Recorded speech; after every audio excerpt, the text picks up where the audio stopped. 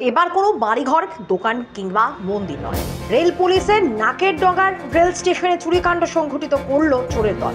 ঘটনা সাবরুম রেল স্টেশনে। জানা গেছে 5টি বড় ব্যাটারি, ইউপিএস সহ বিভিন্ন জরুরি সামগ্রী চুরি হয়েছে। গোটা সাবরুম জুড়ে চাঞ্চল্য ছড়িয়ে পড়েছে।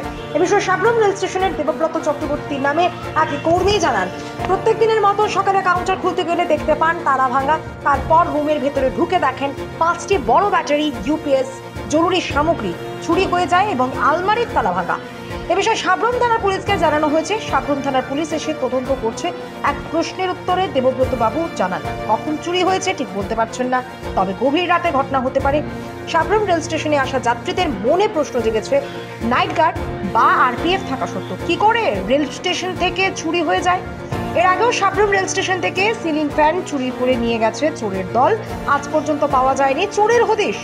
চুরির বিষয় নিয়ে রেল স্টেশন ম্যানেজারের সাথে কথা বলতে গেলে তিনি কোনো কথা বলতেই নারাজ। সাবরুম রেলওয়ে স্টেশন চুরি হয়েছে বুঝি। হ্যাঁ, রেলওয়ে গার্ড কই তার কোনো হিসাব নাই।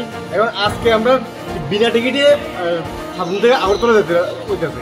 মাঝখানে যদি বাই চান্সলি যদি আমাদেরকে টিটি ধরে আমরা কই যাবো, প্রথম কথা। দ্বিতীয় কথা যে ডিপার্টমেন্টের যে লসটা হইতেছে, ওই লসটা কে বলবো, এটাই হচ্ছে দ্বিতীয় কথা। তৃতীয় কথা, এই যে চুরির ঘটনা সাধারণত আমরা মানে বাড়িঘরে চুরি করে এটা আলাদা বিষয়, কিন্তু একটা সরকারি স্থান এখানে যদি চুরি হয় তাহলে মানে প্রোটেকশন করে দিল।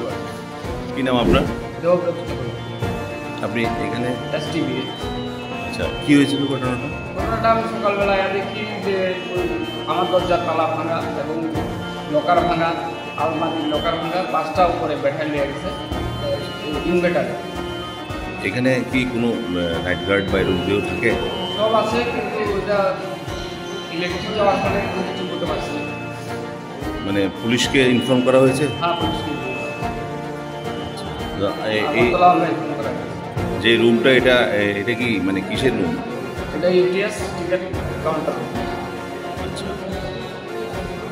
আজকে তাহলে টিকিট কাটা? আজকে টিকিট ক্যান্সেল এবং কানেকশন কাটটা সব কাটা লাগছে।